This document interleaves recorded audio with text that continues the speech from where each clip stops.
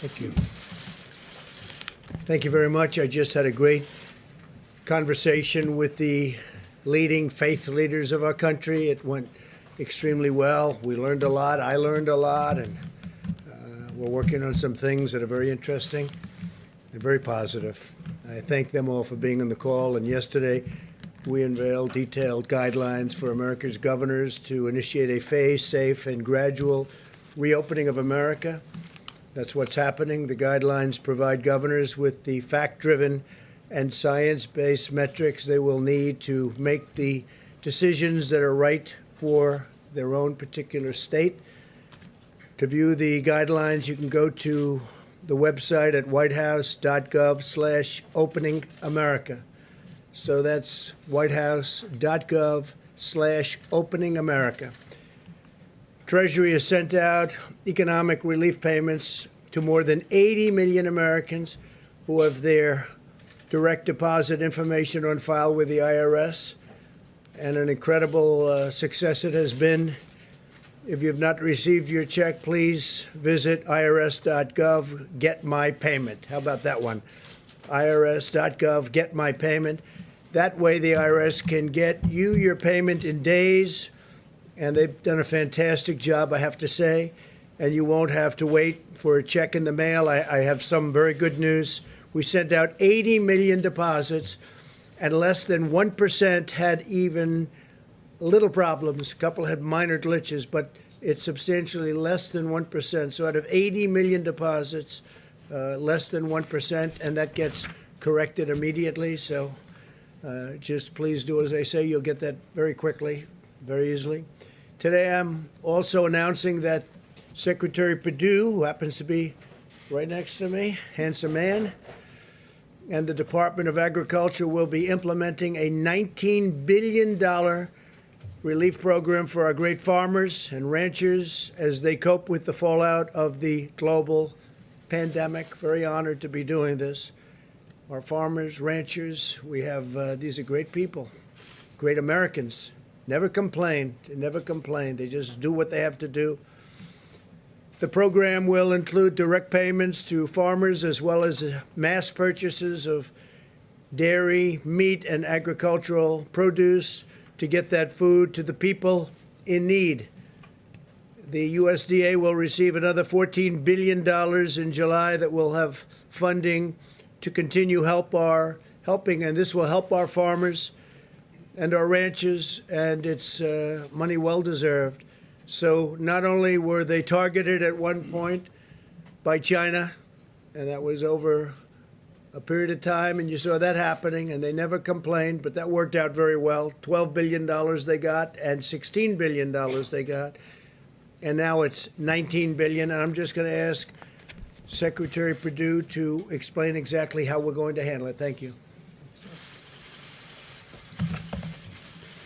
Well, Mr. President, you may remember earlier this year, you tweeted a message to our farmers and ranchers that no matter the circumstances, you pledged to stand behind them.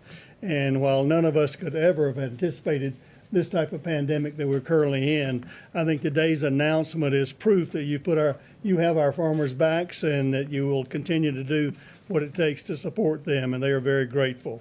We've heard a lot recently, all of you, about our food supply chain. I think America now knows that more than ever that the wholesome food that our families depend upon and starts with America's farmers and ranchers. America, agriculture has been hard hit like most of America with the coronavirus, and President Trump is standing with our farmers and all Americans to make sure we all get through this national emergency. So today, thanks to your direction and leadership, Mr. President, USDA is announcing the Coronavirus Food Assistance Program. As you mentioned, this new $19 billion program will take several immediate actions to assist farmers, ranchers, and consumers in response to the COVID-19 national emergency. The program is really divided into two parts. One is a direct payment, $16 billion in direct payments to farmers, ranchers, and producers who've experienced unprecedented losses during this pandemic. Since we wanted to get the payments out to producers as quickly as possible, we decided to use the funds in the CCC, the current funds of $6.5 billion, combined with the 19.5 of COVID money, rather than wait for the replenishment of the CCC funds in July. Based on industry estimates of damage, Mr. President, it is becoming apparent that we'll need the additional CCC funds as we continue to track the economic losses. Secondly, and this is really important as well, the USDA will be purchasing $3 billion in fresh produce, dairy, and meat products to be distributed to Americans in need through our food bank networks, as well as other community and faith-based organizations. Having to dump milk or plow under vegetables ready to market is not only financially distressing, but it's heartbreaking as well to those who produce them. This program will not only provide direct financial relief to our farmers and ranchers, Mr. President, but will allow for the purchase and distribution of our agricultural abundance in this country to help our fellow Americans in need. So in recent weeks, we've seen, all of us have seen the heroic patriotism of our food supply chain workers that have shown day in and day out doing the work to serve the needs of fellow Americans. Our farmers have been in the fields planting and doing what they do every spring to feed the American people, even with the pandemic as we speak. I want to thank you, Mr. President, for your unwavering support. They want to thank you for your unwavering support for America's farmers and ranchers, and I want to commit to you, Mr. President, and to the American people that USDA will do everything in our power to implement this program as quickly and as efficiently as possible to help our farmers, ranchers, producers, and consumers during this great time of need. So thank you very much for having me here today, and God bless you, God bless America, God bless American agriculture. Thank you Thank you, Sonny. So our great Secretary of Agriculture was the governor of Georgia for 8 years, and the only reason he isn't still there, frankly, is that he was term limited. And I said, let's get him for agriculture. You've done a fantastic job. We want to thank you very much. 8 years at Georgia. We really appreciate it. Great job. Even as we prepare to rebuild our economy, America continues to wage an all-out medical war to defeat the invisible enemy. To date, we have conducted more than 3.78 million coronavirus tests, by far the most of any country. It's not even close. In the hardest hit areas such as New York and Louisiana, we've also tested more people per capita than South Korea, Singapore, and every other country. The United States has the most robust, advanced, and accurate testing system anywhere in the world. As of yesterday, we have distributed nearly 660,000 Abbott IDs. Now, that's an incredible test. It's called the ID Now Point of Care Diagnostic Test, and it's fantastic. It's the hot one. Problem with this business is it's a hot one till about 2 days from now, because we do have a saliva test that just came out, and that can be self-administered, and it's said to be fantastic. I want to thank Abbott Laboratories. They have been incredible. I want to thank Roche. They've likewise been incredible. Over the last several days, we've seen a dramatic increase in the number of tests conducted by hospitals and academic institutions, which have now performed nearly 600,000 tests. There's a tremendous amount of unused capacity in the states available for governors to tap. We have tremendous unused capability within those laboratories, and I hope the governors are going to be able to use them. The governors are responsible for testing, and I hope they're going to be able to use this tremendous amount of available capacity that we have. It's up to 1 million additional tests per week.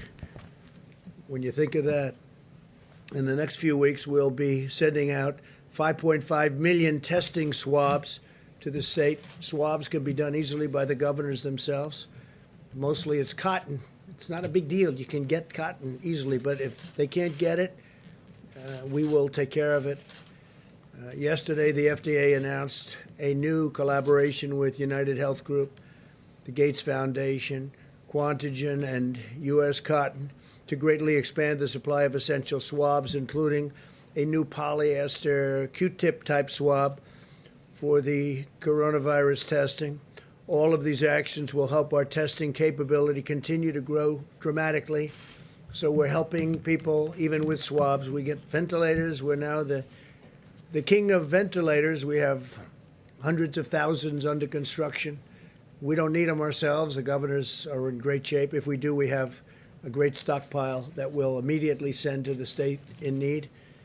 But we've handled that situation incredibly well. I hope people understand it. I wish the media would get the word out. What we've done in ventilators is amazing because they're big, expensive, and highly complex.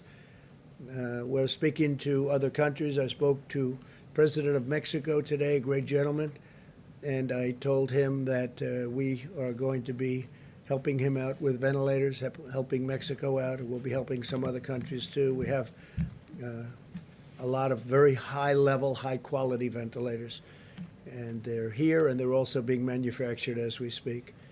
Following the announcement of our reopening guidelines, there have been some very partisan voices in the media and politics who have spread false and misleading information about our testing capacity. It's totally false and misleading, demonstrating a complete failure to understand the enormous scope of the testing capabilities that we've brought online. And we started really from ground zero.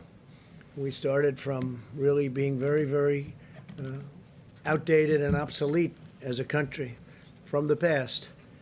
And I will say this, if they didn't understand it, it's just really, unfortunately, I hate to say this because we've been getting along very well, but it would be false reporting because they understand the capability. And it's going to be up to the states to use that capability. The states have local points where they can go. A governor can call the mayors, and the mayors can call representatives, and everybody. Everything is perfect. And that's the way it should work and always should work. We'll help New York and all of the other states get even better on their testing. We have to get even better. And some people think a little bit differently. There are areas where you have vast amounts of area where you have very few people and almost no people are infected. And those places will be looked upon differently by different governors. And I think you're going to have a lot of news coming out about that over the next few days. I think certain states are going to come online, and they're going to start the early stages of the puzzle that we're putting together. And it's going to be together sooner rather than later. A lot of really incredible things are happening. And at some point in the not too distant future, we're going to have our country back. And it's going to be, I think, really with what we're doing on stimulus and helping people keep their businesses together and their lives together and their jobs, it's going to be better than ever before. I hope so. I really do. The current conversation is reminiscent of what happened on ventilators. You remember that when requests were made far beyond what was objectively needed. We were hearing from a certain state, and we were hearing from a lot that they needed far more ventilators. In one case, they wanted 40,000 ventilators, 40,000. It turned out that they had plenty, and they had a number of about 7,000 or 8,000, and that was plenty. We supplied them with a lot, but that was the right number. We got it just about right. And if they did need more, we're ready to give more. But I think the surge seems to be over. And there are a lot of governors just doing a great job, and they're working with us, but we're all working together. The research and development that we've done at the federal level has been absolutely incredible. The media will be accepting of these figures when they get to see the end result. I think they're going to see it, and I think they're already seeing it. That includes not only ventilators, but beds. We built, in most cases, far more than they even needed. But we wanted to err on the side of caution. This is what the governors wanted. They wanted a certain amount in Louisiana. I spoke with the governor, had a long talk with him, and I said, "Do you think you'll need that final hospital?" And they actually didn't need it. We built a lot of beds, so I appreciate it from the governor. And we saved building a hospital. In New York, we did, I think, just a spectacular job at the Javits Center. And even sending the ship up became, we brought it into COVID, but they didn't really need it. It didn't get much use, but it was there and ready. It wasn't supposed to be used for that purpose. We changed it into that purpose. And it was there, ready, willing, and able. Same with Javits. But they didn't quite need the rooms that the beds that we produced. So we produced almost 2,900 beds. And I think I'd rather tell you that we were over-prepared than we were underprepared. And that was a good faith effort by New York, I have to say that. A very good faith effort, but it's nice that we didn't need that instead of needing it. It was not very occupied, but it was ready to go. Still there should something happen, but I think they have it under very good control. As you'll hear from our experts today, we've already built sufficient testing capacity nationwide for states to begin their reopenings. And I think you'll be hearing a lot about reopenings in the coming weeks and months. Most excitingly, in the coming weeks, I think you're going to see some very, very dramatic steps taken, and very safely. We're putting safety first. We may be opening, but we're putting safety first. And when you look at the numbers, when you look at the possible number of deaths at 2.2 million people, and it could have very well been that. It could have been more. Frankly, I've been looking at numbers where it could have been higher than that. 2.2 million people dying. If you figure we lost 500,000, maybe 600,000 in the Civil War, 2.2 million people. A minimum, if we did nothing, would have been 1.6. If you cut that in half, you're talking about 800,000, 900,000, a million people dying.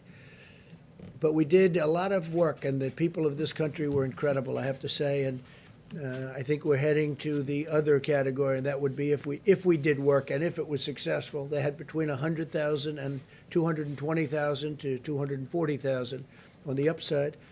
And I think we'll be substantially, hopefully, below the 100 number. And I think right now we're heading at probably around 60, maybe 65,000. And one is too many. I always say it, one is too many. It's a horrible thing that happened to our country. There's a horrible thing that happened to 184 countries all over the world. There's a horrible thing, and there was no reason for it. It should never, ever happen again. In a few minutes, you'll be hearing from Dr. Redfield, Dr. Fauci, Dr. Birx, and Admiral Guar to explain these facts in really great detail.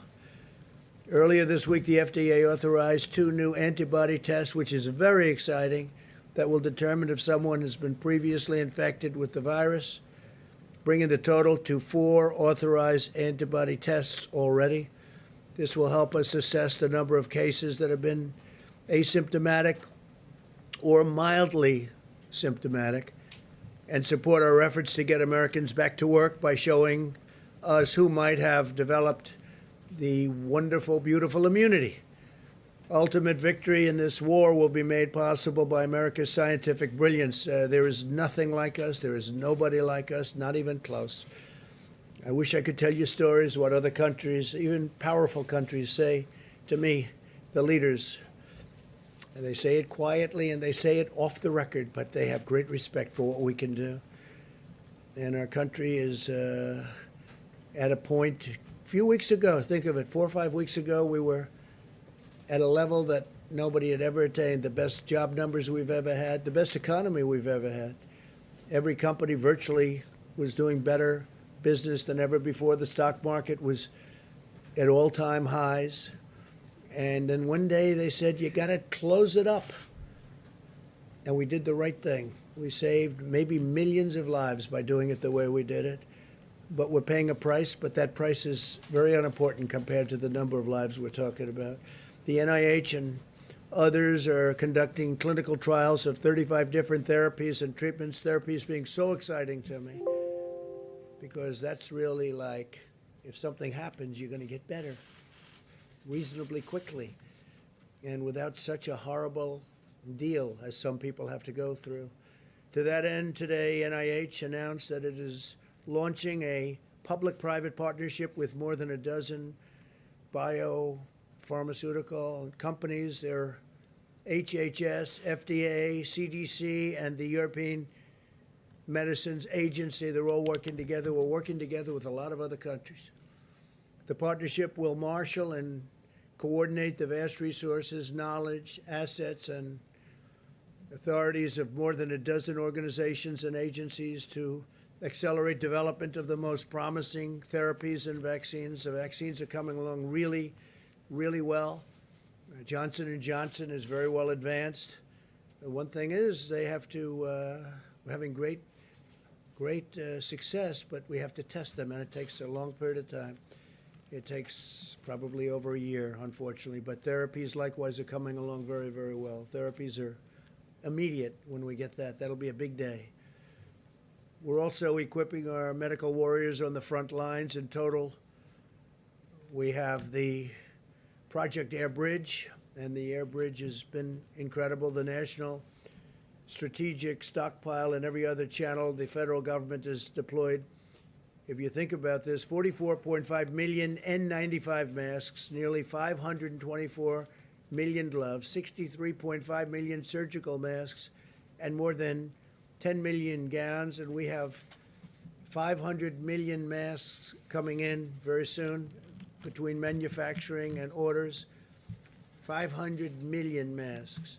The last few months have been among the most challenging times in the history of our nation.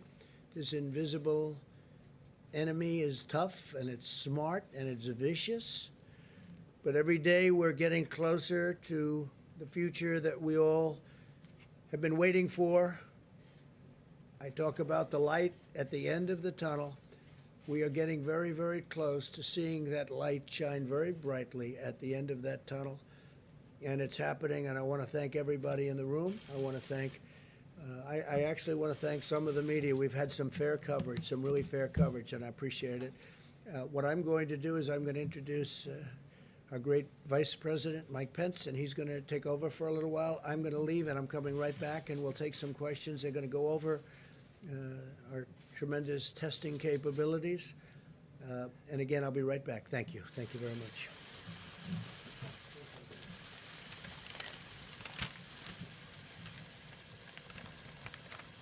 Thank you, Mr. President, and good afternoon, all. Today, as the President just reflected, it remains a challenging time in the life of our nation. But because of the extraordinary efforts of the American people, because of the strong partnership the federal government has forged with states across the country, we're making progress, America. Despite the tragic loss of more than 36,000 Americans. According to our best data reporting this morning, we continue to see new cases low and steady on the West Coast, and we continue to see cases and hospitalizations declining in the greater New York City area, in New Orleans and Detroit, and elsewhere. This is a tribute, first and foremost, to our healthcare doctors, nurses, all of those working on the front lines. But it's also a great tribute to the American people who have put into practice the social distancing, the guidelines, the guidance of state and local officials. And we hope that every American is encouraged by the steady progress that we are making. We're continuing to bring, at the President's direction, the full resources of the federal government to bear. Today, the President approved a major disaster declaration for American Samoa, and now all 50 states and all territories are under major disaster declarations for the first time in American history. At this present moment, 33,000 National Guardsmen are on duty. 5,500 active duty military personnel have been deployed to 9 states, including 716 medical professionals, doctors, and nurses who deployed out to 14 different hospitals today. Among those were 10 hospitals in New York City, and military personnel were also serving today in hospitals in Connecticut, Texas, Louisiana, and New Jersey. Yesterday, as the President reflected, we unveiled the President's guidelines for opening up America again. There were 2 parts at the beginning of those guidelines. First, the criteria that we hope will guide governors in their decisions. This is about Tripwire reopening, Week in Review for April their states 17th. on either a statewide level or a county level. And then also we outlined what we believe would be the most important state responsibilities to have in place before moving into a reopening plan. For phase one, the president's guidelines, you'll recall, advise that states that have a downward trajectory in cases over a 14-day period of time and ensure that they have proper capacity in their healthcare facilities could move to phase one with the easing of some of the social distancing and the criteria that have been in place. But for states that meet the criteria, we outlined specific responsibilities, protecting workers in critical industries, particularly protecting the most vulnerable, those who live and work in senior care facilities. And we also encourage states to have a plan for testing symptomatic individuals and ensuring testing to our most vulnerable populations.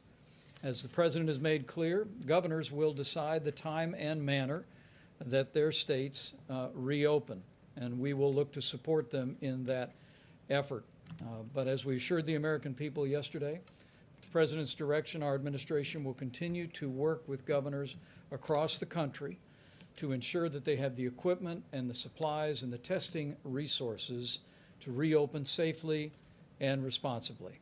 On the subject of supplies, today we issued a letter to our nation's governors summarizing all the medical equipment and supplies that have been distributed to their state from FEMA between the 1st of this month and April 14th through Project Airbridge and through the Commercial Supply Network.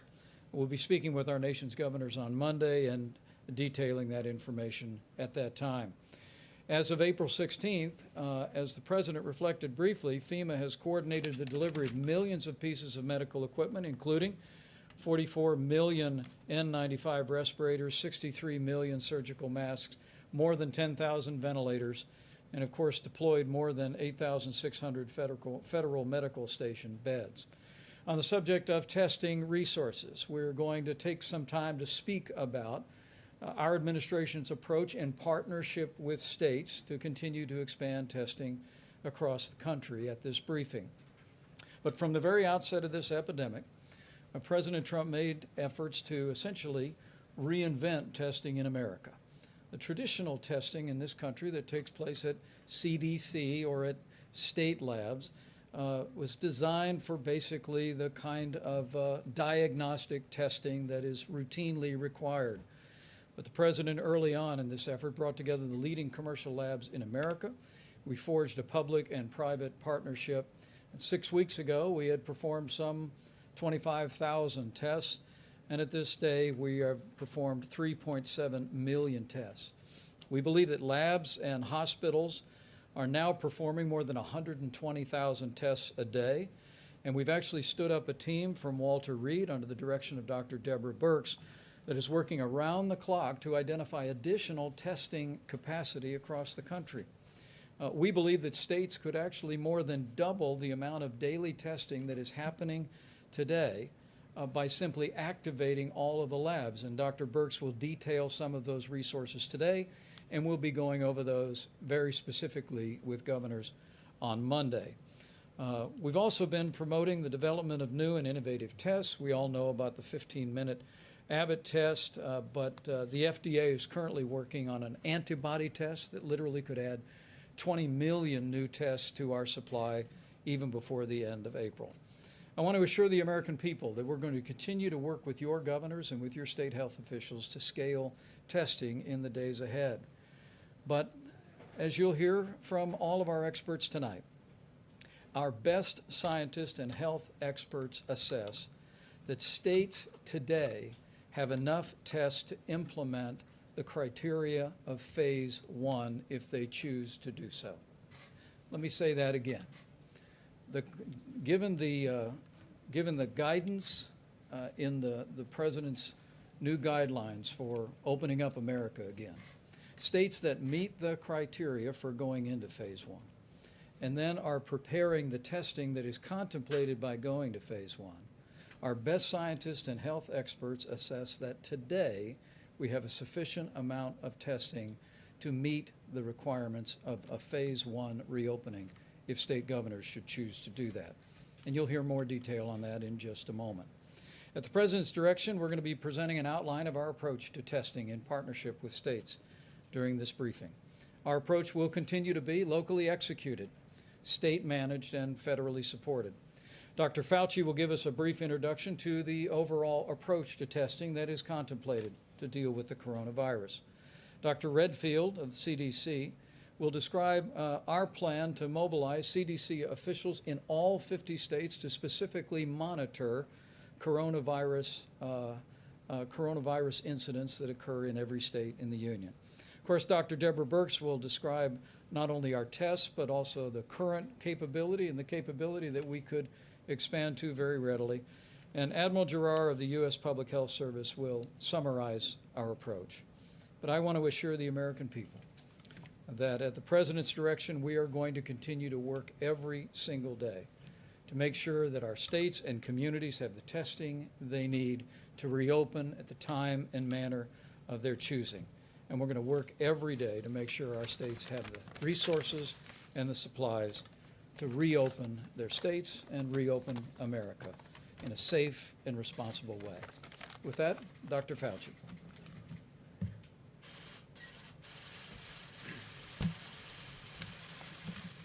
Thank you very much, Mr. Vice President. So as the Vice President said, I'm going to give you a brief introduction to kind of answer the question that we've been asked a lot. In fact, we had a very productive teleconference with the Senate Democratic Caucus just a few hours ago, and they asked a number of questions which were really reasonable questions, questions that are on the mind of a lot of different people.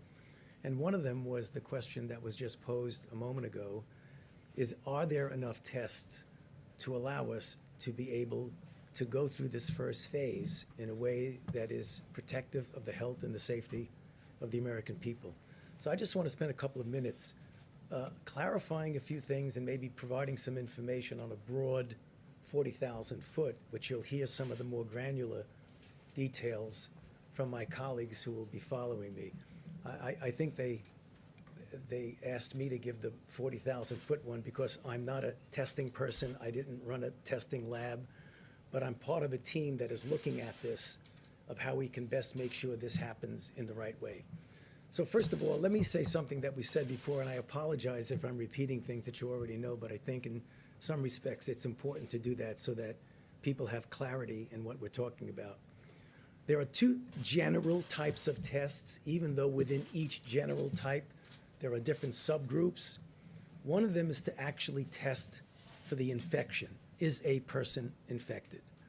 The other, and I'll get back to that in a second, the other is to test, as was just mentioned, if someone has been infected.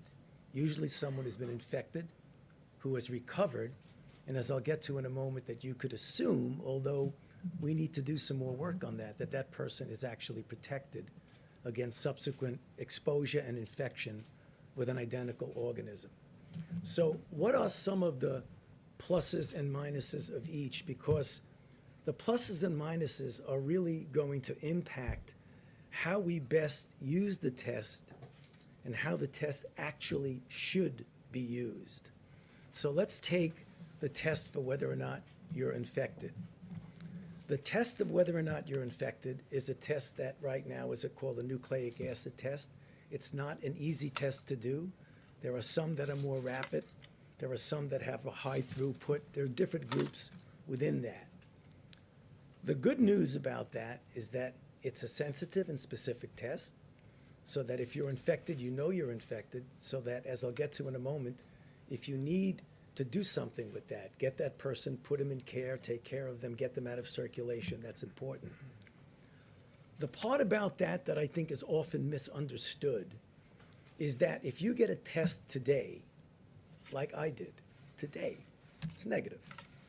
If you get a test today, that does not mean that tomorrow or the next day or the next day or the next day, as you get exposed perhaps from someone who may not even know they're infected, that means that I'm negative, which means if you take that to its extreme, in order to be really sure, you would almost have to test somebody either every day or every other day or every week or what it is to be absolutely certain.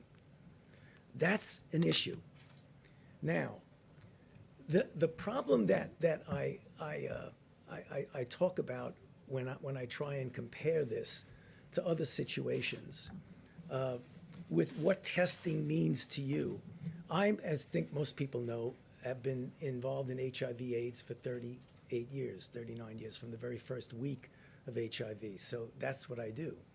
If you get a test for HIV and you are negative and you do not practice any risk behaviors, you can be guaranteed that next month, 6 months, 1 year from now, you will be negative if you don't have a risk behavior. So there's a big difference there about what testing actually means. So the point I think you're getting is that although there is clearly a place for needing to test somebody for a given reason, a test means you're negative now.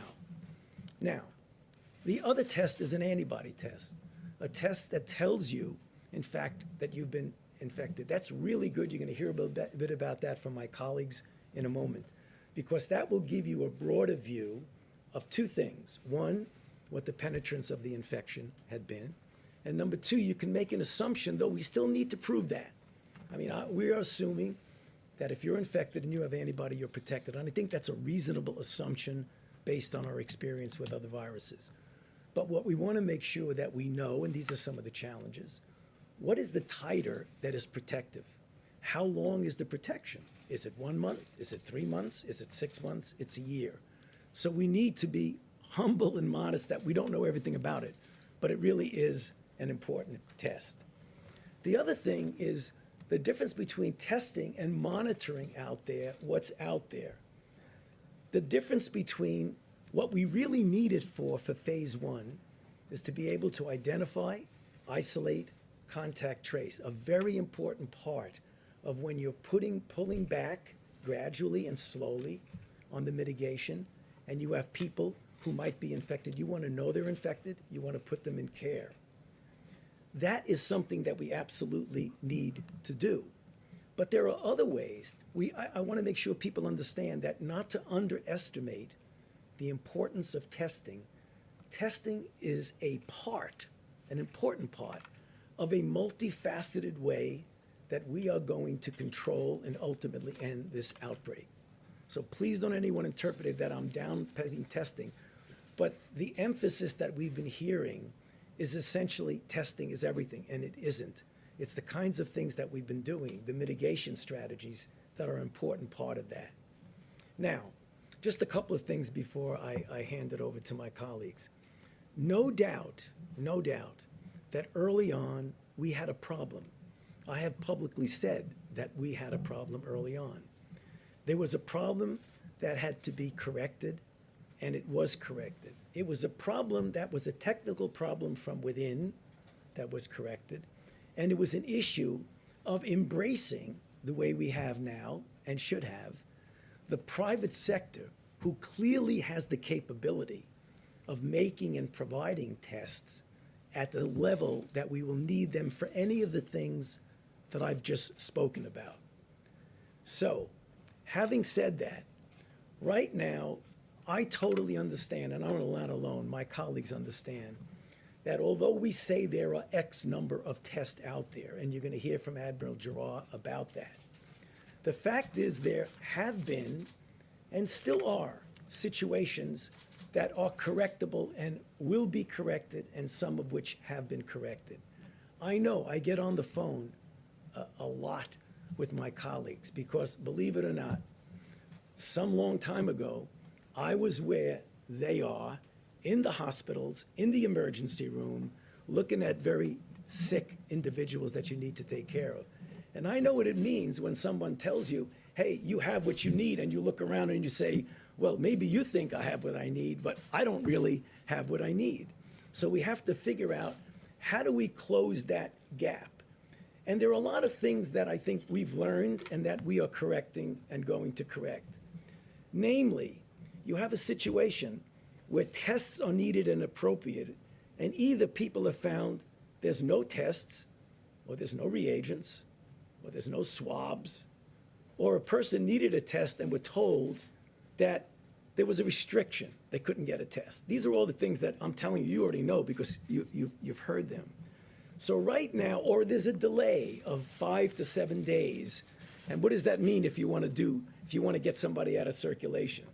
We understand that that existed, but upon careful examination, what you are going to hear, that many of those have been already corrected and other of those will be corrected. Because what I think people don't appreciate through no fault of their own is that there are two issues. There's supply and demand. And if you have a supply that can meet the demand, but the supply is not connected to demand, then supply-demand falls apart. What do I mean by that? I mean there is existing capacity that we have that for one reason or other maybe has not been fully communicated as to the availability of that existing capacity, and you're going to hear about that now. There's production capacity that gets better and better and better. And that's what we're talking about, because for what we need now, we believe that with better communications, we'll be able to make that happen. So I know there's going to be a lot of questions about that. I don't want to go on too long, but let me just finish by saying, given what I've just said and what I believe what you're going to hear, that for what we need in the first phase, if these things are done correctly, what I believe they can, we will have and there will be enough tests to allow us to take this country safely through phase one. Thank you. Thank you, Tony. Dr. Redfield? Thank you, Mr. Vice President. I want to make a few comments here. First, I want to talk a little bit about CDC has developed multiple systems to monitor disease outbreaks. I think many of you are familiar, for example, how we monitor for foodborne illness or how we monitor for antibiotic resistance in hospitals. Well, we've also developed a system to monitor for upper respiratory tract disease. If I can get the first slide there. This is an example because when we talk about what we know about this current pandemic, the reality is we know a lot because we've developed these monitoring systems. Up on the slide is a system that we've developed initially for flu, and what it does, as you can see, there's a multiple different flu seasons, and they track them over the course of a year. I want you to look at the red line, and that happens to be this year's respiratory season. And you see there's a peak there up over the 50-52 week, and that peak was when we actually had a peak of influenza B. This year was a little different because after that, viral syndrome came down, and you can see it, that actually we had another peak, and that's when influenza A was active through our country. And you can see influenza A started to drop, but then you saw a third peak. That peak was, you were looking at the coronavirus 19. So we have systems all the way down to the county level that we can see where there's respiratory tract illness. And so it's not just taking a test, it's monitoring these systems that have been developed over decades. And we have multiple ones. We have another one that is monitored in emergency rooms, looking at syndrome diagnosis. And they show the same thing. So we're well equipped to monitor to see when respiratory tract viral disease will come, and becomes a very good surrogate for when you can begin to understand that we need to start looking more etiologically about what's going on. You can see now in week 15, we're really coming down to the baseline background in terms of our flu surveillance system from the overall coronavirus situation right now. The second thing I wanted to say is that CDC continues to enhance the state's public health capacity to accelerate their ability, as Tony talked about.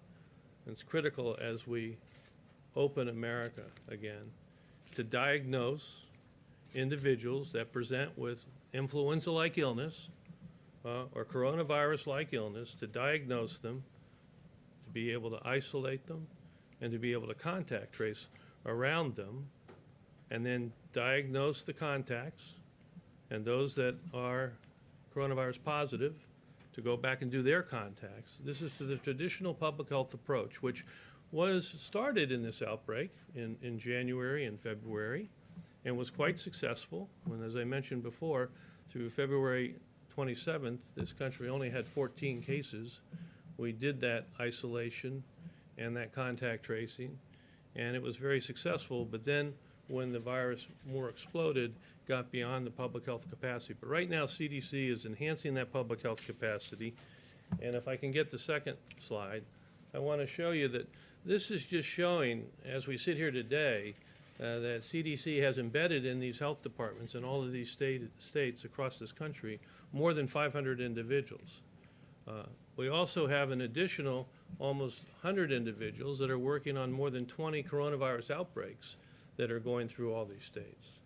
And finally, at the direction of the President, we've been asked to further enhance this deployment in each of the states, as the Vice President said, so that there's additional public health personnel to help accelerate the state's ability to basically move forward aggressively, and we assist them so they can operationalize the President's guidelines to open up America again. So I just wanted to make those points for you today. Great job. Thank you. Dr. Burks? Thank you, Mr. Vice President, and thank you, Dr. Fauci and Dr. Redfield, for all of that clarity. If we can have the next slide. I'm going to go back to what Dr. Fauci was talking about, just to emphasize those points about the two types of tests, and I'm going to talk about a third one. So first, we all know about sampling in the front of your nose. To all of the labs out there and to the providers, you don't have to use the nasal pharyngeal swab anymore. You can do front of nose sampling. And again, as Dr. Fauci talked about, that is sampling for the virus itself that replicates in your nose and, as we know, throughout some of the respiratory tissues. The second test is, of course, then your immune response to that infection that's in your nose. And so that's the antibody test. And so those are the two tests we want to talk about. But I want to come back to something that both Dr. Fauci and Dr. Redfield said, and we covered yesterday. Testing is a part of the exquisite monitoring that needs to occur in partnership with CDC and state and local governments, utilizing the surveillance systems that are available, what we just talked about, the flu surveillance system, because we no longer have flu, and the syndromic respiratory system that is across the United States. And you can see it's going back to baseline so that we'll be able to see at the community level any deviation from that baseline. In addition, what we talked about yesterday was adding that asymptomatic component, because I think you'll see as more and more articles come out for surveillance and monitoring that other states have done, higher and higher antibody in multiple individuals who don't remember having a sickness. And that will give us an idea. That's our asymptomatic monitoring in these sentinel monitoring sites. And what did we talk about yesterday? We talked about nursing homes, we talked about indigenous people, and we talked about vulnerable people in the inner city, really ensuring that something that is so small that can't even be seen on the surveillance monitoring will be able to be seen in the asymptomatic. And so those are the two tests that we have, one available now, two that have been approved, or three by the FDA.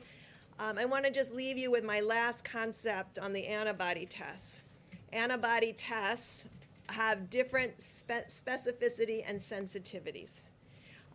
The FDA, FDA has been very cautious about the antibody tests, because I know you see reports every day of countries that have ordered the antibody test and found that they were 50, 60, 70% faulty. So we're taking that very seriously, because you never want to tell someone that they have an antibody and potential immunity when they don't. And so those tests perform better when there's a high prevalence or high incidence of disease.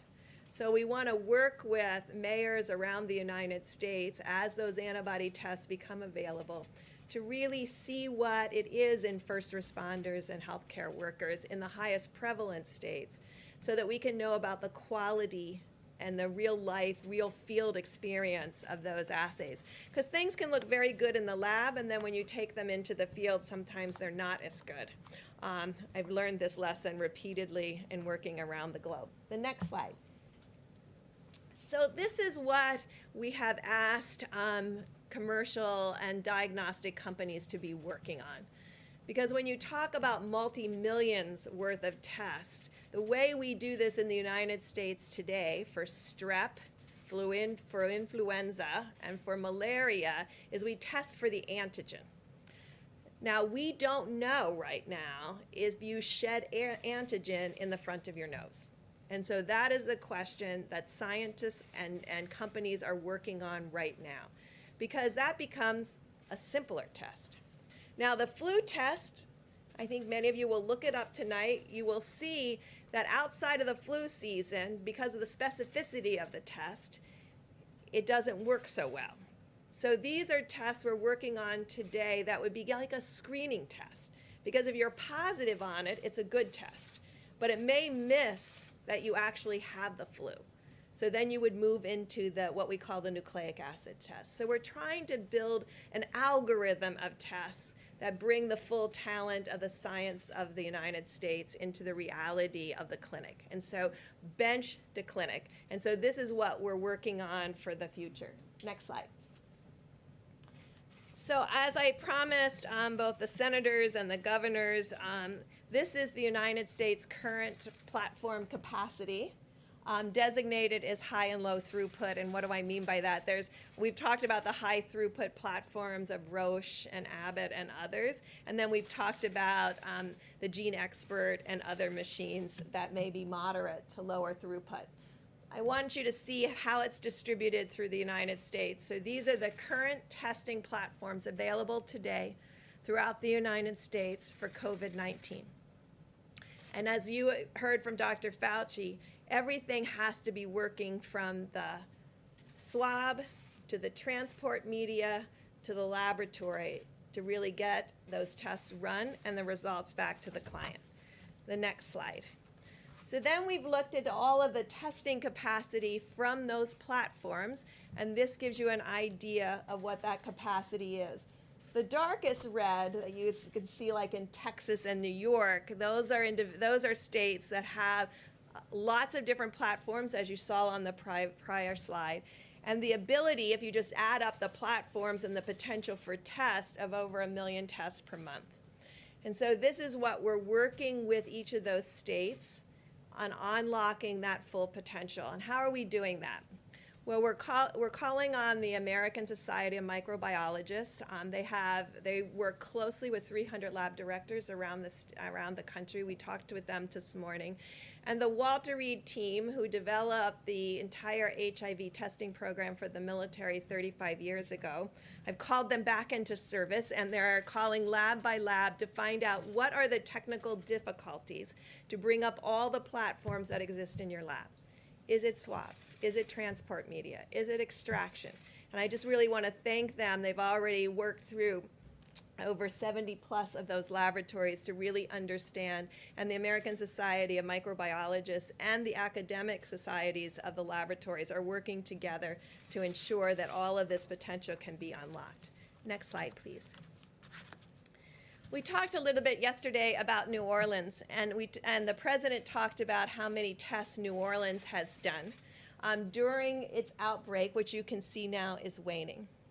They've done throughout the last month 27 tests per 1,000 New Orleans and Louisianians. So 27 per 1,000.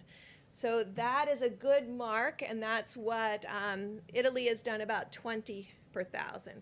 So in evaluating an outbreak, and really to get control of this outbreak, they did about 27 tests per 1,000. So using that as a measure, next slide, we then looked at across all the states of the United States of America and looked for states that had 30 or more, ability to do 30 or more tests per 1,000 of their inhabitants in each state. And you can see that across the country, except for Oregon and Maine and Montana. I worked overseas way too long. Thank you all. So those are the 3 states that we're working on building capacity in. So this is just to give you a perspective of how seriously we're taking the testing issue. As we've described, we've measured every single platform in every single state. We know exactly where they are by geography, by address, by zip code, what their capacity is, what their cumulative capacity is, what their roadblocks are on not ability to run all their full capacity. And we're addressing those because each one of those is different, and you have to address each of them one by one with the governors, with the state and local labs, and with all of the hospitals. I have not come across one laboratory or one laboratory director or one society that doesn't want to contribute to solving this issue of testing and ensuring that this testing is available for everyone. There is a strong, just as all the Americans have social distanced, in behind everyone, we don't often talk about the laboratories, we'll talk about the nurses and doctors on the front line. Behind all of them are the laboratory technicians and laboratory directors who are coming in every day and putting things together to ensure that every single person that needs to be diagnosed is diagnosed. And hopefully you can see from these these slides, that really there is capacity out there.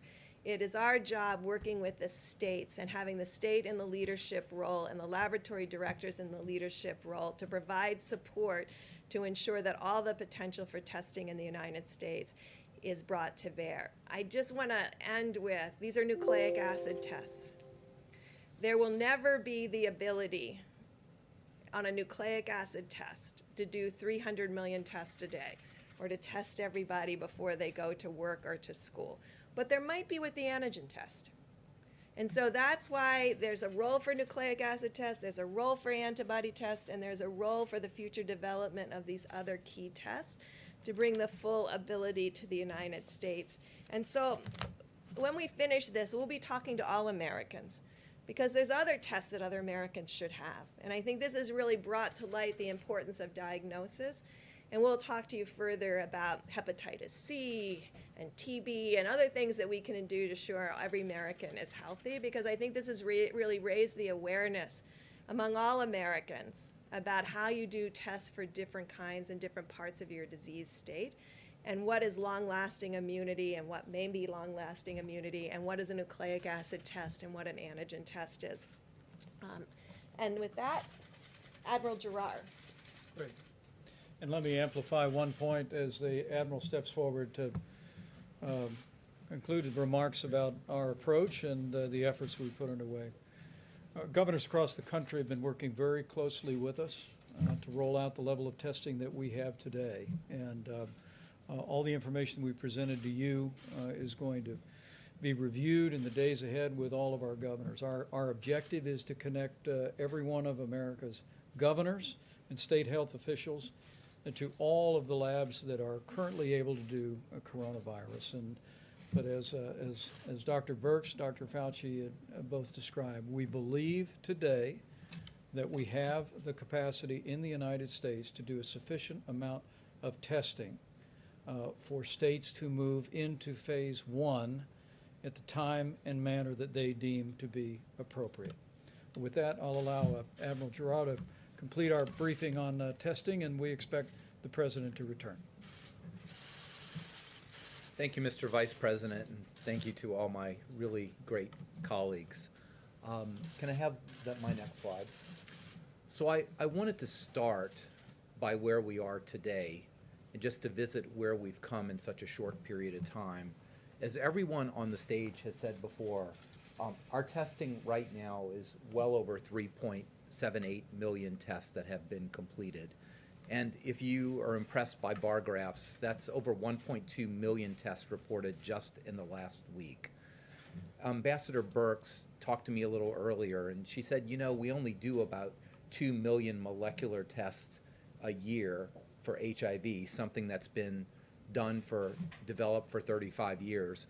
We're now doing twice that number of tests in a month for a disease that has never been known before that there's never been a test developed before, and that's sort of where we are and where we've ramped up. I also want to give you a little idea. The lighter blue or lighter gray is our ID Now tests. So we talk about them a lot because they are a point of care test that can be between 5 and 15 minutes. And they have a very specific role, but they're not for everybody. If you've got to screen a few thousand people, 4 tests an hour doesn't get you there on a machine. You have to use some of the larger, higher throughput items. But they have a very important role. And again, coming into the market at 50,000 per day is really an important adjunct to us. She talked about the Gene Expert from Cepheid. Very important. We don't talk about that very much, but it is one of the backbone mobile point of care, not as easy to do per se as the Abbott, but it is a point of care test that really carries tuberculosis screening all through Africa. There are these machines, you saw that on her slide. Every one of the 50 states has this in over 600 sites, and they've done over 700,000 tests just on that relatively low throughput but very important platform. Next slide, please. I wanted to give you an idea of sort of how the tests are distributed and how they're changing over time. On the left are the state public health laboratories, and although their numbers are relatively small, about 350,000, the state public health laboratories are absolutely critical. They're an absolutely critical core component of our testing. Not only were they there early and first, but they also do things like support outbreak investigations in nursing homes or investigations in certain plants that have a close proximity with everyone because of their work environments. They also do testing on many people who do not have the opportunity to be tested elsewhere, and they are performing outstandingly well. ACLA, I know we hate acronyms, but the American Clinical Laboratory Association. This is America's commercial industrial backbone that we're standing behind the president and the vice president. And when I was there a few weeks ago in the Rose Garden, this is the LabCorp, the Quest, the BioReference Laboratory, Mayo, Sonic, and ARUP. And you'll see they've done almost 2.3 million tests. This is the very large, high throughput machines that Dr. Birx talks about. And I want to be clear about this group is that it doesn't matter where you are. I just took one of the largest labs and I said, map out for me where you are within 10 miles of where you are, every site in the country. And when you do that, within 10 miles of a site of one of these, 93% of the US population is covered. These are truly national reference labs that cover almost everybody within the United States. So if you cannot get a test at your hospital, the chances are overwhelming that you could send this to these labs that are fully caught up now. They have no backlog of tests. They've ramped up their production, so their turnaround time is about 48 hours because you may need to transport it from the middle of America out to a lab and result that. But that's really very, very, very good. The American Hospital Association, also academic labs. As the vice president and the president have said, as more and more labs come online, they're increasing the amount of testing that are done just at the hospitals or at academic medical centers, now almost at 600,000 tests. And again, matching the other slide I had, the Abbott point of care test, just to give you a distribution. And that point of care test is being used very importantly in very select populations where a point of care test is really needed. That could be in some hospitals where someone needs to know exactly if a person is positive or not to go on a clinical trial, or in a nursing home investigation, or sometimes to get people screened to go back into the work environment. Most people don't need a point of care test. In fact, a point of care test cannot replace the millions of tests that are here on the other side. Next slide. I don't know how interested you are in swabs. I did not know a whole lot of swabs before a few weeks ago. But there's 2 points I want to make with these slides is, yes, there have been constraining elements. And they're constrained for a couple reasons. Number one, because this is an unprecedented scale up of this type of very sophisticated molecular test that has never put a demand on a system like we have.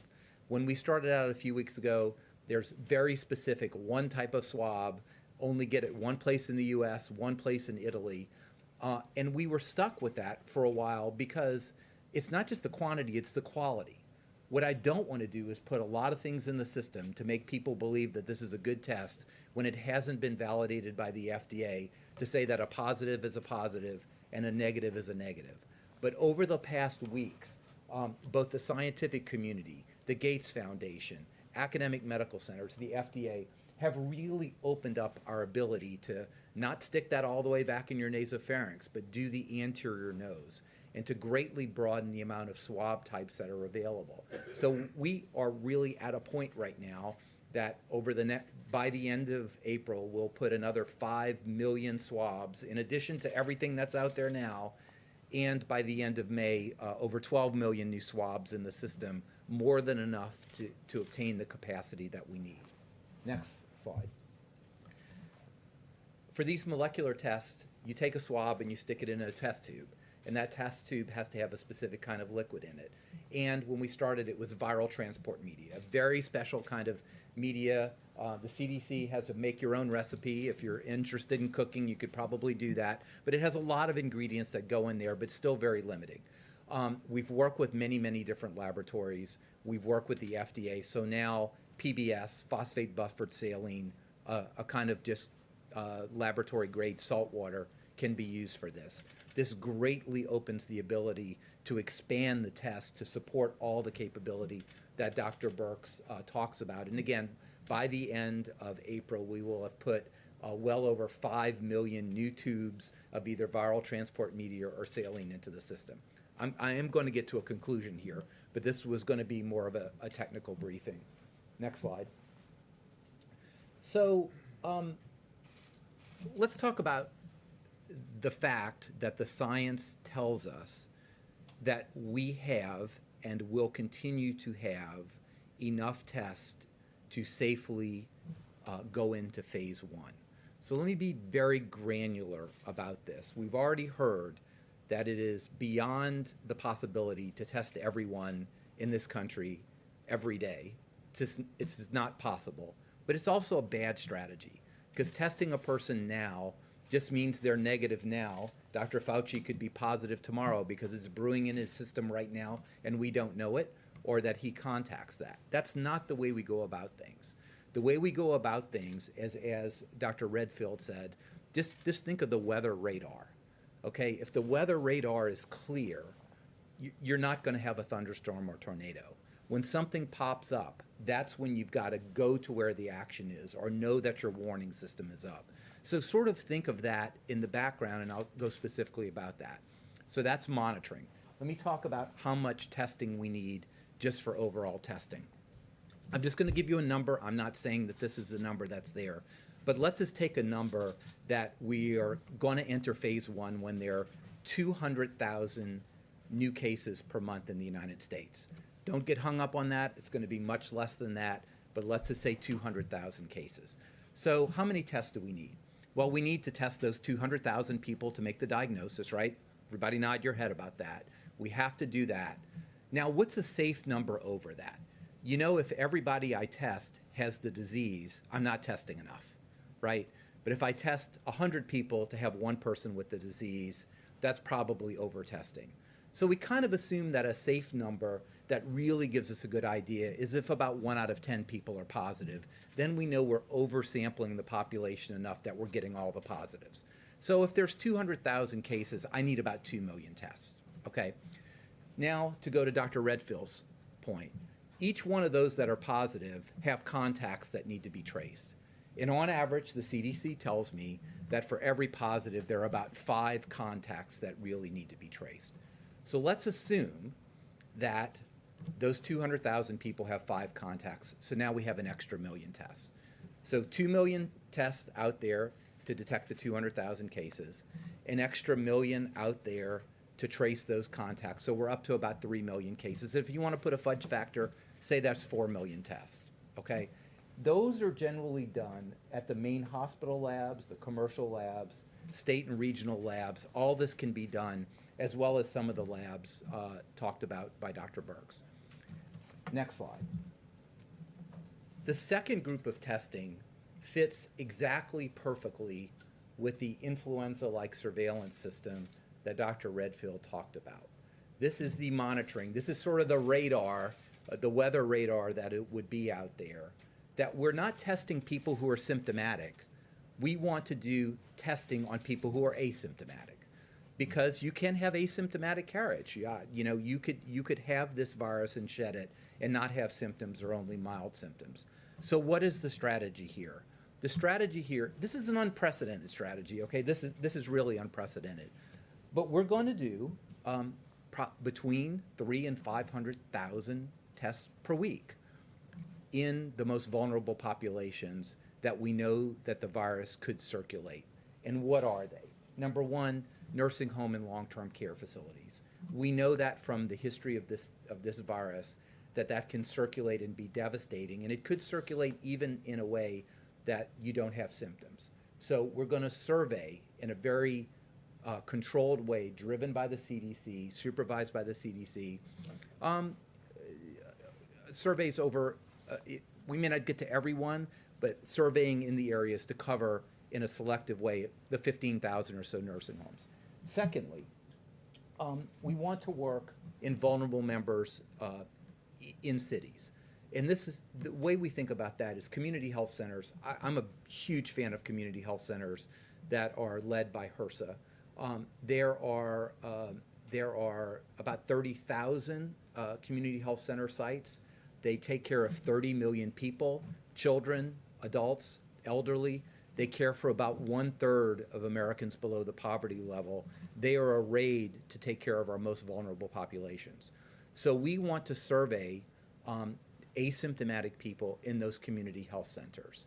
We also want to do in some of our indigenous population, and you know very early I was out here bringing machines to the Indian Health Service, and in fact, 1,800 members of the Public Health Service provide care to the Indian Health Service, and their director and chief medical officer are both admirals in the Indian Health Service. Plus workplace monitoring, particularly for workplace environments that may have very close contact or may have a high risk, and some of those could be agricultural facilities. So let's just total that up. We have 200,000 people who need a diagnosis. To make that diagnosis, we want to test 2 million. Okay, so that's 2 million. We're going to contact trace with 1 million. And let's just throw you a fudge factor of about 25% on that, so that's 4 million. And we have this background testing of about 400,000 per month. So to safely do the testing, we need to be in the range of 4.5 million. You followed my numbers, because I want you to understand, per month. Pardon me? For phase one, right, for phase one. And I want to tell you that's really how it adds up, and that's where we are. Right now, we're doing about 1 million to 1.2 million per week. We are going to continue to push that farther and further as we open up the laboratories and we're able to open all the supplies that we need for that.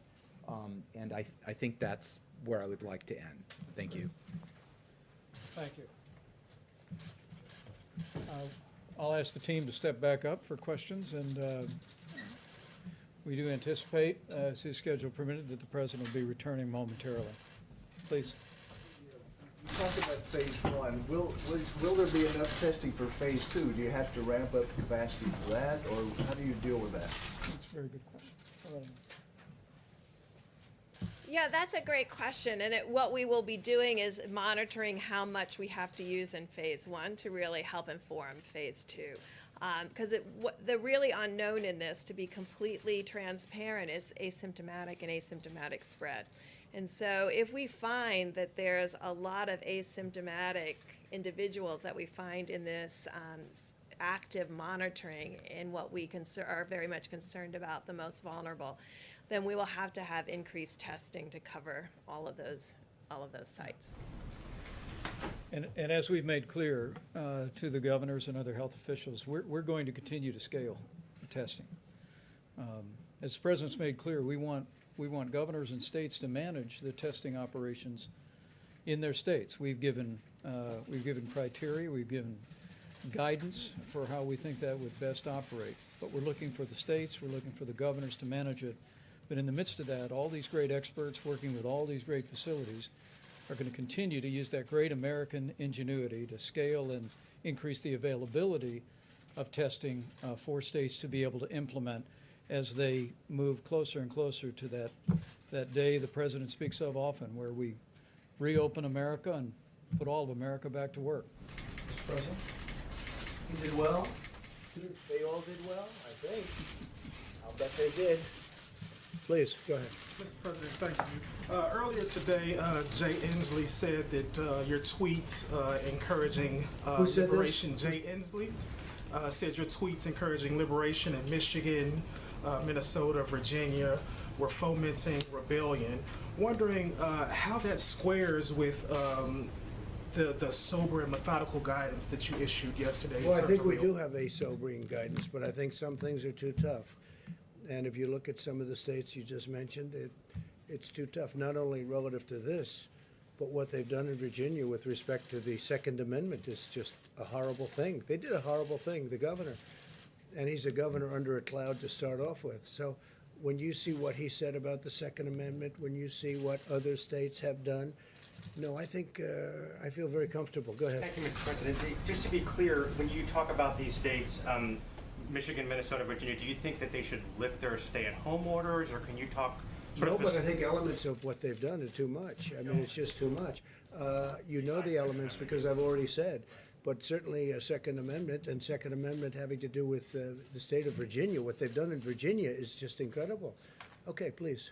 Sir, are you concerned, though, that people coming out in protest are going to spread COVID to other people? They're congregating in ways that health experts have said they should not. No, these are people expressing their views. I see where they are and I see the way they're working. They seem to be very responsible people to me. But it's, they've been treated a little bit rough. Please, Linda. Thanks, Mr. President. I'm curious about some more of the dynamics we might see as the country begins reopening, as you put it, kind of like a puzzle. So as you've mentioned, we have states where we're already seeing their curves begin to flatten, but then there are others like Florida or more rural parts of the country where they aren't projected to peak for weeks or even months. So can you talk a little bit about some of the difficulties that those later peaking states might face if they need to stay locked down for longer, even as other places around them are starting to open back up? Well, we're seeing great numbers in almost every state. We're seeing big drops.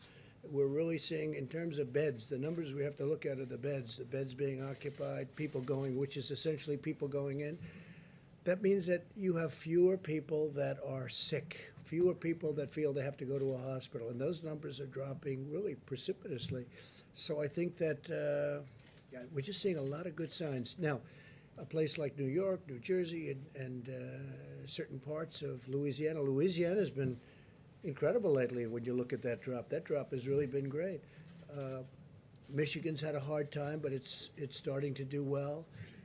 So I just think Illinois is another one. You know, you look at some of the numbers, but everyone is dropping, and they're dropping rather quickly. We don't have any hotspot that's developed where all of a sudden you say, well, other than we did have a meatpacking plant or two where incredibly we had some, you saw the number was rather incredible that took place in that plant.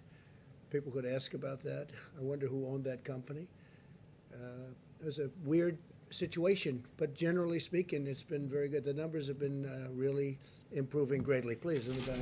Thank you, Mr. President. U.S. intelligence is saying this week that the coronavirus likely came from a level 4 lab in Wuhan.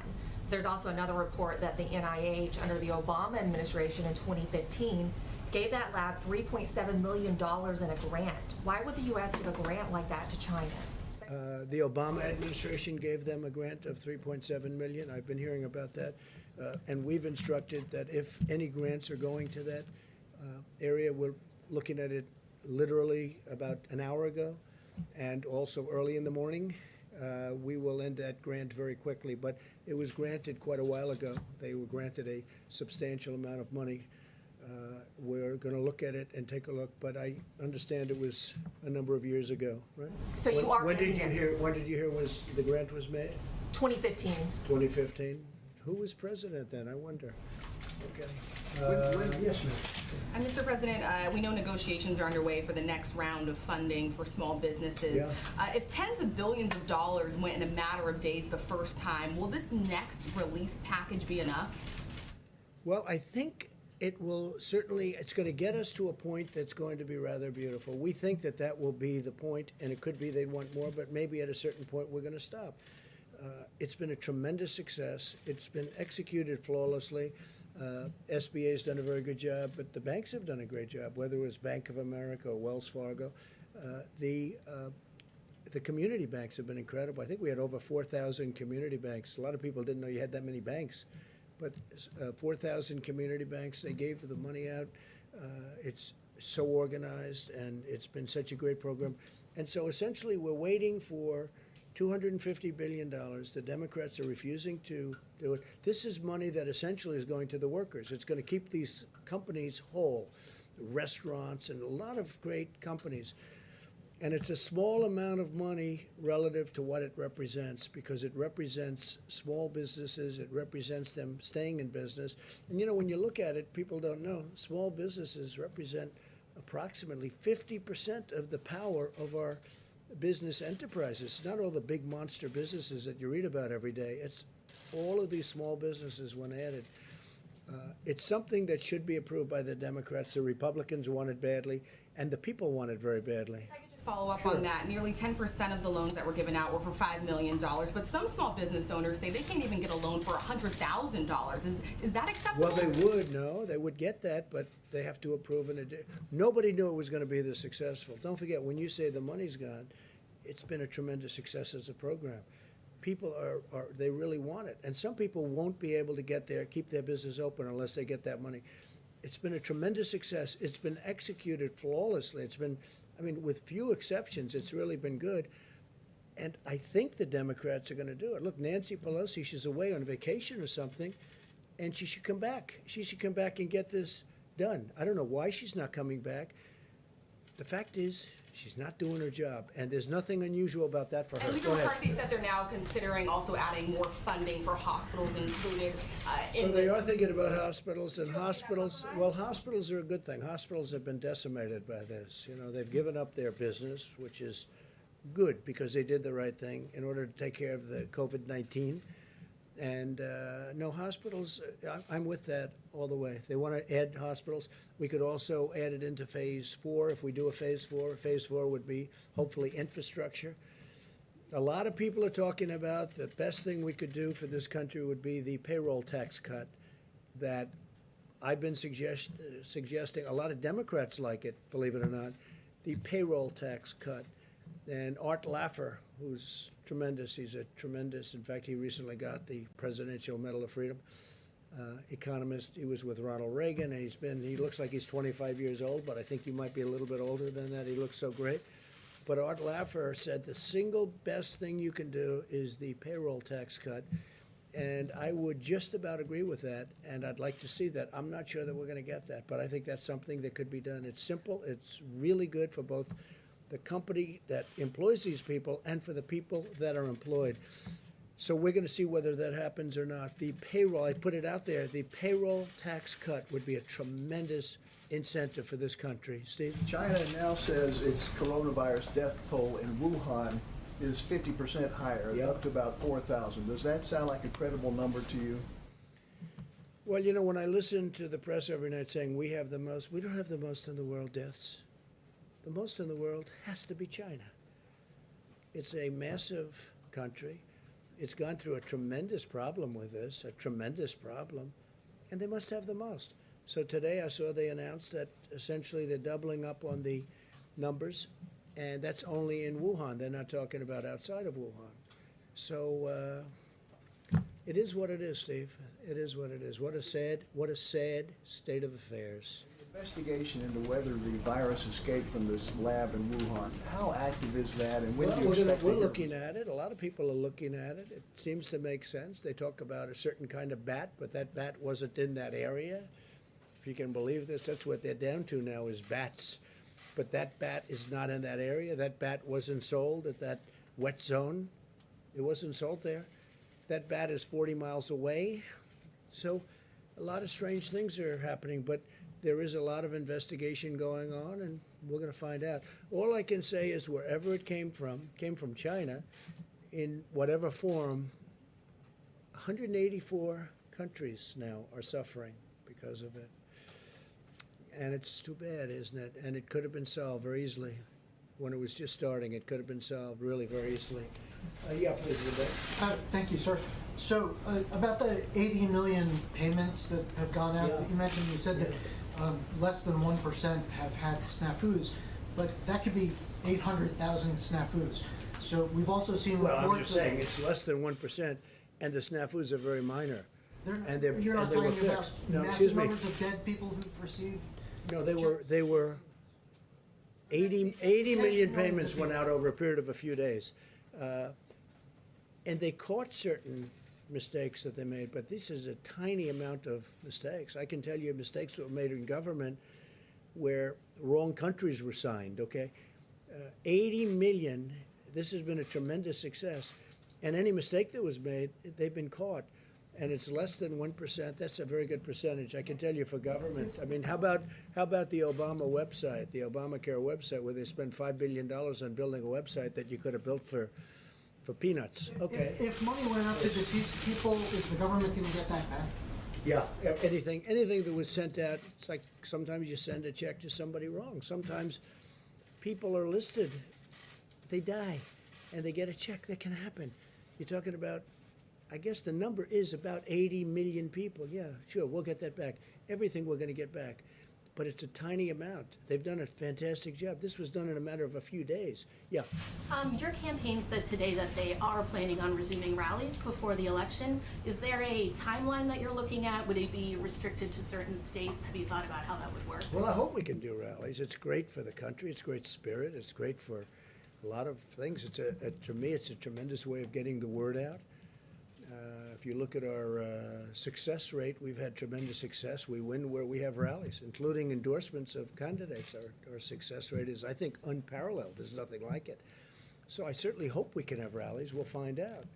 I don't like the rallies where we're sitting like you're sitting. I mean, you got many reporters outside trying to get into this room, and I come in, I'm looking at this room, and I see all this. It loses a lot of flavor. It loses, to me, a lot of flavor. But I hope we're going to have rallies. I think they're going to be bigger than ever. I will say this, the rallies that we're having until we had to stop with regard to the problem that we had here, the rallies were bigger than they were, I think even substantially bigger. We go into the biggest arena and we turn away 20, 30,000 people sometimes. And in one case, I think they said in New Jersey, we had 175,000 people show up for an arena that holds 9,000 people. And they showed up. And the reporters even reported that. That was almost shocking to me. But I hope we can resume rallies because I think they're an important part of politics, actually. Yeah. Mr. President, under your reopening plan, some workers can go back to work in phase 1, but schools cannot reopen until phase 2. Many parents don't have an option to work from home. So how can you get businesses back up and running as long as schools are closed? Well, I think the businesses are going to, and I think now we've given the businesses a real jolt, a real positive jolt. They're able to keep their employees. You know, without the employees, if the employees leave that area, if they leave, you know, who knows where they're going, or if they get another job maybe someplace else, you're not going to have the same business. So we gave them money to hold their employees. They're going to do that. We hope we can do $250 billion more. It's absolutely so inexpensive compared to what it represents, and we hope that's going to happen. But I really think, look, you see it with the stock market. The market was up 700 or 800 points today. And if you would have told me that we would have a virus, the likes of which this world has not seen since 1917, which was the Spanish flu, where anywhere from 75 to 100 million people were killed, and that we'd have a stock market that's not far below its all-time high. And it's starting to get a little low. You know, then you had a 1,000-point increase and a 1,200-point increase. So now we have a stock market that's at a point where it's not very far away from where it was, and we've gone through a closed, literally a closed country. Remember this also. I mean, we have had a closed economy. We had the best economy anywhere in the world by far. We had the best economy we've ever had. And remember this, the dollar is very strong. And strong dollars are overall very good. But it does cause problems. It's harder to sell outside of the country, et cetera, et cetera. It's a little harder for manufacturers. Sometimes it's a lot harder. Everybody wants to invest in our country. Everybody wants, and you know, we're paying almost zero in interest, like in some cases, zero. We've never had that before. People want the safety of our country. But if you would have told me that a market was where it is today, and today we had almost, I guess, more than a 700-point increase, and we're at a point which is, you know, it's not what it was, but it's not that far off, I would have told you that's got to be an impossibility. The reason that is because there is a great pent-up demand. This country's going to come back, and it's going to come back strong. We have to get rid of the virus. We've got to open up our country. We're going to open it up in quadrants. We're going to open it up as states. Some of the states should get together, and they should work on their own borders and everything, because you don't want to have people pouring through a border of a state that isn't infected, and you have people coming perhaps outside. That's one of the reasons I was asking Tony 2 days ago about masks. Well, why in Wyoming or Montana would they have to wear masks? The numbers are very good. And the reason, if somebody comes from outside, you know, which is very severe, but it's, again, and it's going to be up to them. It's a recommendation, but we'll see. But if you would have told me how well we're doing after we went through the worst event of its kind since 1917, it's pretty amazing. Question, Mr. please. President, about childcare, though, millions of Americans aren't sure how they can go back to work if schools are closed.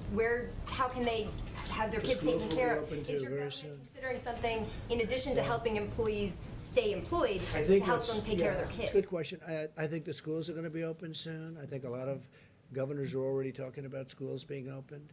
And we do have to take care of our seniors, because we've learned a lot about this disease. We've learned, call it a disease. We've learned a lot about this plague. And we have to take care of our seniors. We're going to take care of a lot of people.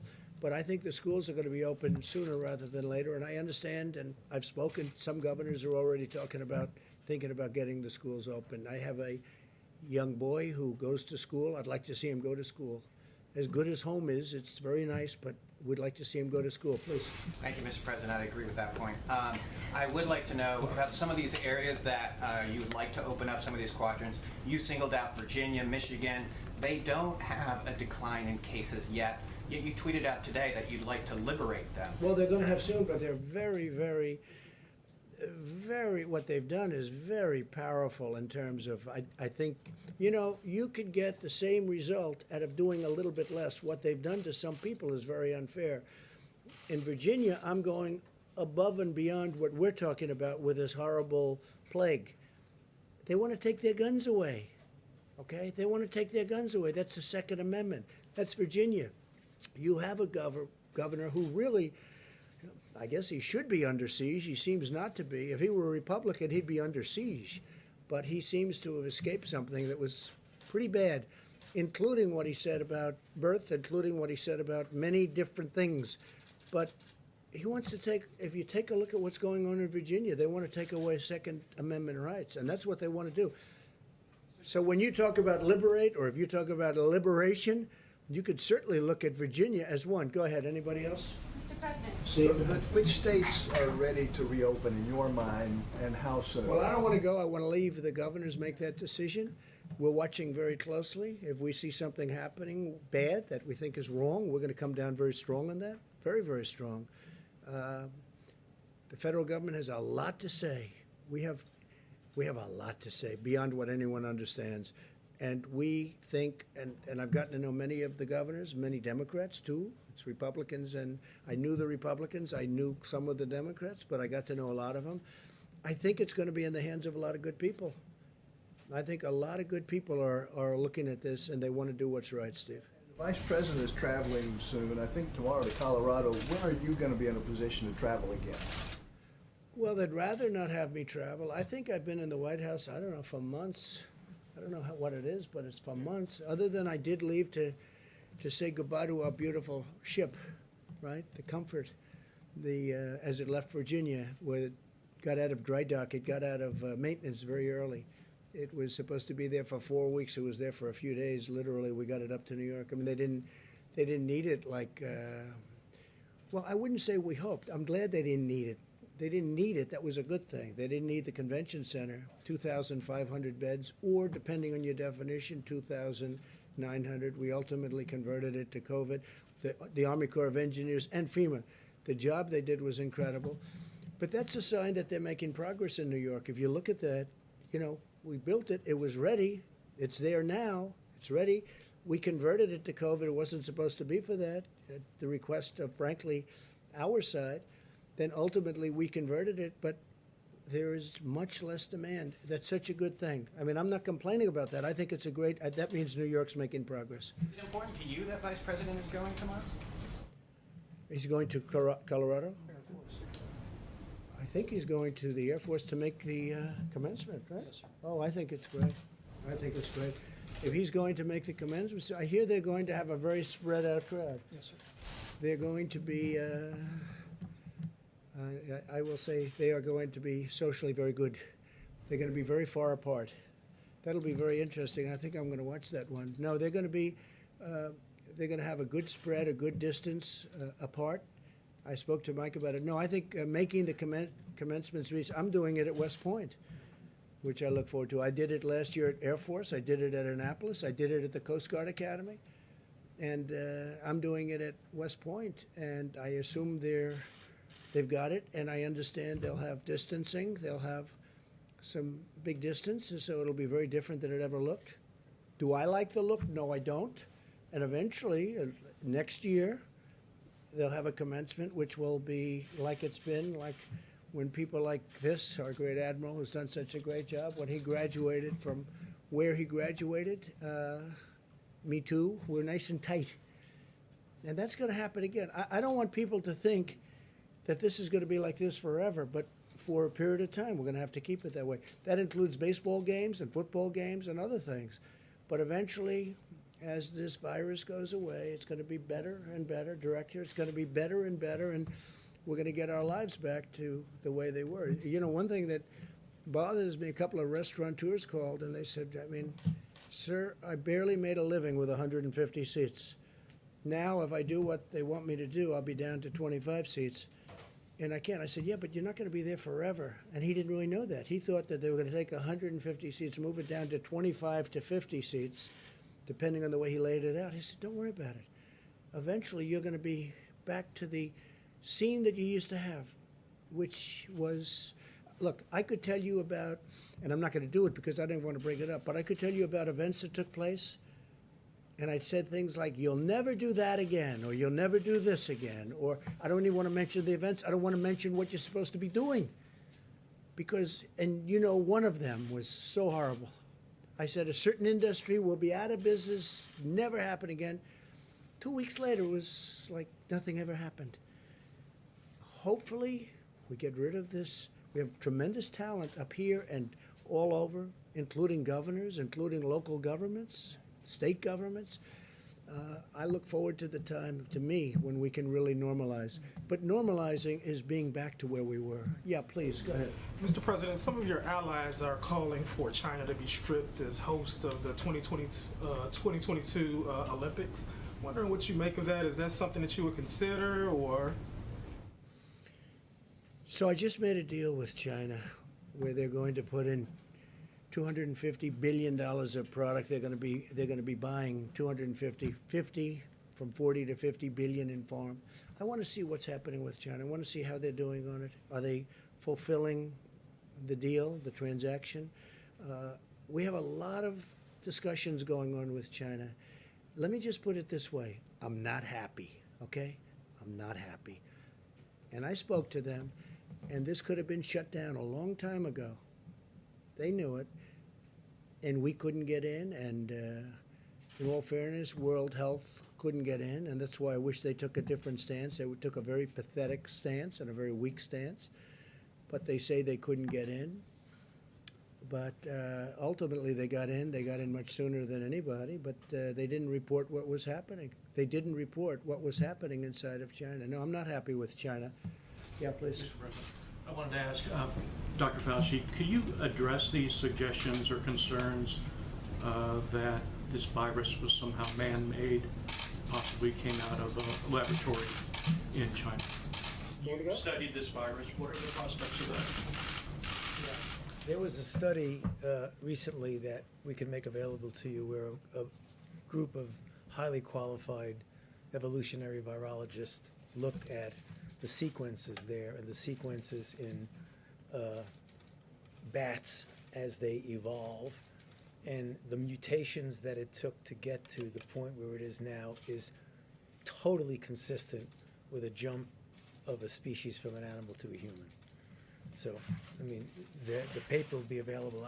I don't have the authors right now, but we can make that available to you. Follow up, sir, on the protests that we've seen of people wanting the economies to open. Does that concern you, though, as a health expert, when you see folks congregate, and are you worried if that's encouraged? Well, I mean, I'm looking at it from a public health standpoint. I certainly can understand the frustration of people, but my main role in the task force is to make recommendations to protect the health and the safety of the American people. And I would hope that people understand that that's the reason why we're doing what we're doing, and hopefully we'll put an end to this. Thank you. And I will say this, I'm very, very satisfied with the decision we made, listening to experts, listening to my gut, the feeling of the vice president, and really many others when we put it all together. Look, if we didn't do what we did at the time, we could have lost more than 2 million people. I really believe that. I could show you charts of other places that gave it a shot and they're not doing well.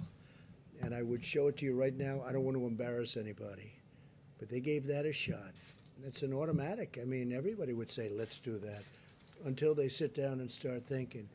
And we could have lost more than 2 million people. We could have lost more than 2 million. Could have been much more than that, by the way. We have one that says from 1.6 to 2.2, but it could have really been more than that. But I looked at one in particular, one country in particular, that is using the herd mentality, not working out very well. Now, with all of that being said, we have to get back to work. We'll be crossing lines very soon in many cases. In some cases, we're well on the way down. In other cases, we're right at the top and heading down. We're heading in the right direction. I saw some numbers from New Jersey, which was having a very tough time. It's starting. He's doing a terrific job, the governor, Phil Murphy, starting to get some really good signs. I looked at some of the New York numbers. They're starting to get, they've been devastated, obviously, but some really good things are starting to happen. So if we would have done something different, first of all, it would not have been sustainable. You would have had people, they would have been furious at you and me and everybody up here. It would not have been sustainable. Because you look at some of the hospitals, as an example, a certain hospital right near where I grew up in Queens, and you had body bags all over the floor of that hospital. You know the one I'm talking about. All over the floor of the hospital. Now multiply that times 12 or 15, because that's the kind of numbers you're talking about, 12 or 15. And it would not have been, there would have been an insurrection. Nobody would have understood that. Whereas right now, nobody can be blamed, and there is no blame. We're all in a situation that was caused, that should have been solved long ago. It could have been solved probably very easily. Look, this is a tough enemy, but probably very easily if a certain country did what they should have done. And we're just starting to learn those facts. But what we did was the right thing. What we did was the right thing. With that being said, we want to get back, and we're going to be opening up states. They're being opened by very capable people. It's also point of sale, as they say in a different business. It's the point, they'll be able to look at that, where the testing is taking place. We're going to help them with the testing. We've developed some tremendous tests over the last little while, and we're going to work with the states, and we're going to help them. But they know every inch of land in their states. I watched the governor of Arkansas, Asa, you saw that. I thought he was terrific. I watched the governor of Oklahoma over the weekend being interviewed. He was terrific. They've done it a little bit differently, and they've done it tight, and they've done it strong, and they were very prepared, and they have more beds than they needed, and that's a good thing. But I've seen some very, very good things, and I think you're going to have some very positive events taking place over a very short period of time. And I think with that, we'll see you tomorrow. But really, this has been a situation where a lot of great people have been involved and a lot of great decisions have been made. Thank you all very much. Thank you. So there will be a briefing?